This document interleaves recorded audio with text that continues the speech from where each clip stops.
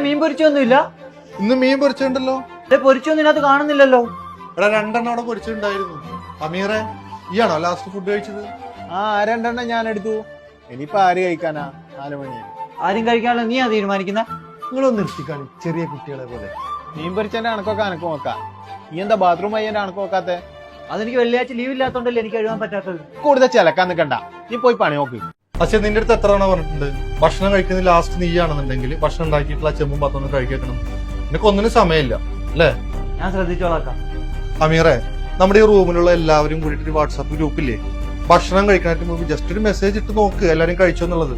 എല്ലാരും ഒരേ സമയം വരുന്നവരല്ലോ, പല ജോലിക്കാരല്ലേ. നിന്നെ പോലെ എല്ലാരും മെസ്സിന് പൈസ തന്നിട്ട് ജീവിക്കുന്ന ആൾക്കാരാണ്. ഞാൻ എന്നെ ശ്രദ്ധിച്ചോളാം.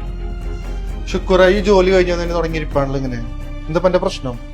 ഏയ് ഒന്നുമില്ല. ശുക്രേ, വർഷത്തിൽ 1 മാസം ഞാൻ എന്റെ ഭാര്യയുടെ മക്കളുടെ കൂടെ ജീവിക്കുന്നുള്ളൂ. ബാക്കി 11 മാസം നമ്മളെല്ലാരും കൂടി ഈ റൂമിലല്ലേ. നിങ്ങൾക്കൊക്കെ ചെറിയ എന്തെങ്കിലും മാറ്റം ഉണ്ടെങ്കിൽ എനിക്ക് മനസ്സിലാക്കാൻ പറ്റും. ഈ പറയാം എന്താ എന്റെ പ്രശ്നം?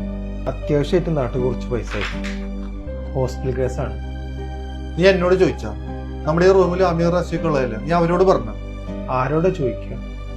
എല്ലാവർക്കും ഓരോരോ പ്രശ്നങ്ങളല്ലേ, എങ്ങനെ ചോദിക്കുക?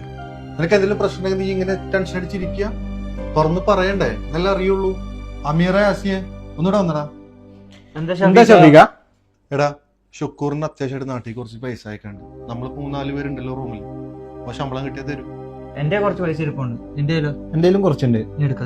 അതെ, നിങ്ങളോട് എല്ലാരും കൂടിയിട്ടാ പറയണത്. നിങ്ങൾക്ക് ആർക്കെങ്കിലും എന്തെങ്കിലും പ്രശ്നങ്ങൾ ഉണ്ടെങ്കിൽ ഇവിടെ തുറന്ന് പറയണം.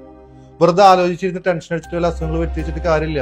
പ്രശ്നങ്ങളും ബുദ്ധിമുട്ടും എല്ലാവർക്കും ഉണ്ടാവും. എന്തെങ്കിലും ഉണ്ടെങ്കിൽ നമ്മളെല്ലാവരും സഹകരിച്ച് അങ്ങോട്ട് ചെയ്യാം. മനസ്സിലായോ? ഒരു ഫോർമാലിറ്റിയുടെ ആവശ്യമില്ല.